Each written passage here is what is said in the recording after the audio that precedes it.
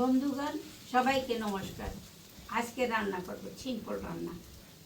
লাউ খেতে খুব ভালোবাসি, সঙ্গে চিংড়ি মাছ, লাউ চিংড়ি, আমার গাছের কচি লাউ, আর সঙ্গে থাকবে চিংড়ি মাছ।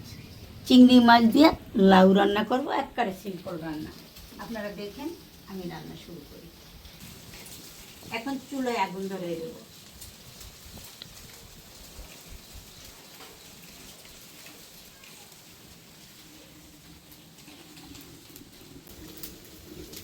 এখন চুলোর উপর কড়াইটা দিয়ে দেবো। কড়াই গরম হয়ে গেছে, এখন কড়াইতে দিয়ে দেবো একটু সরিষার তেল, চিংড়ি মাছটা একটু ভাজার জন্য।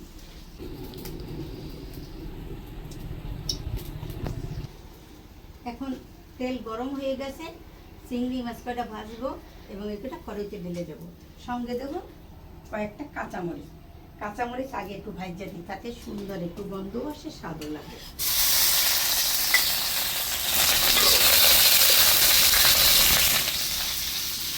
চিংড়ি মাছ ভাজতে দিয়ে দেব লবণ,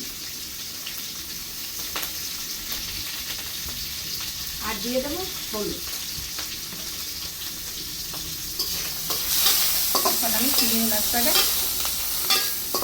ভাজবো। চিংড়ি মাছ ভাজা হয়ে গেছে, এখন আমি লাউগুলি এই মাছটা ঢেলে দেবো।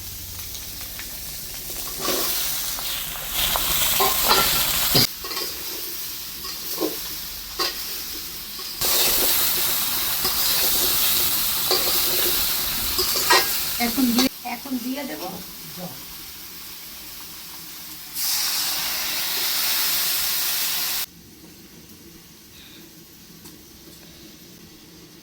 নেড়ে চেড়ে যখন লাউটা টকবক হয়ে ফুটতে শুরু করবে, এই হয়ে গেছে, এখন আমি লাউটা ঢেকে দেব। ঢেকে দিয়ে আস্তে আস্তে জাল দিতে থাকবো। এখন সরাটা তুলে দেখি কতটা হয়েছে। হয় নাই, আর কিছু সময় জাল লাগবে। লাউটা প্রায় সিদ্ধ হয়ে আসছে, আর কিছু সময় জাল দিলে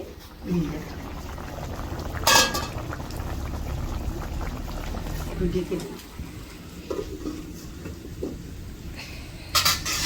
এখন ছড়াটা তুলে দেখি লাউ কত বিক্রি হয়েছে।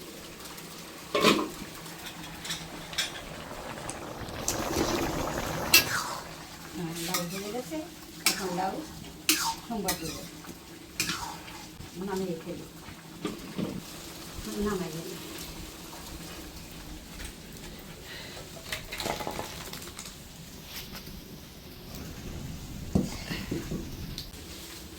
এখন তেল দেওয়ার জন্য কড়াইতে দেবো সরিষা। লাউতে আবার বেশি তেল দিলে ভালো লাগে না, তেল বেঁপে লাগে। সঙ্গে দেবো 2টা শুকনো মরিচ, আর দিয়ে দেব অল্প কিছু সরিষা। সরিষা দিলে অন্যরকম একটা স্বাদ লাগে।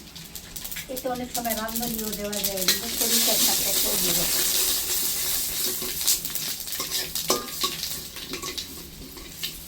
তেলটা হয়ে গেছে, এখন আমি লাউটা কড়াইতে ঢেলে দেবো।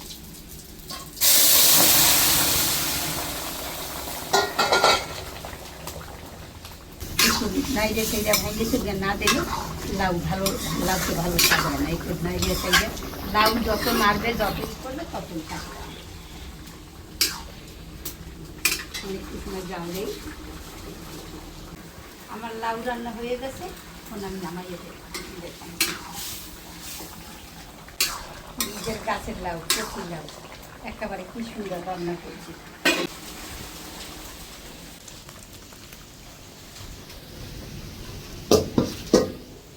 আমার লাউ রান্না হয়ে গেছে, দেখেন কি সুন্দর রান্না করছি। একেবারে লাউগুলি দেখেন আমি রসগোল্লার মতো টকবক টকবক করে।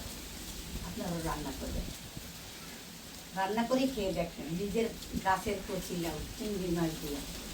আপনারাও যদি ভালো লেগে থাকে, আপনারা নিজেদের রান্না করে খেয়ে দেখেন। আর আমারটা কেমন হয়েছে তাও আমাকে জানাবেন, লাইক করে, শেয়ার করে, কমেন্ট করে, সাবস্ক্রাইব করে, যেটা আপনাদের বন্ধু হিসাবে যেটা ভালো লাগে এটাই আপনারা করবেন, আমি খুব খুশি হব। আর এখানে আমি শেষ করছি, সবাইকে আবার ধন্যবাদ।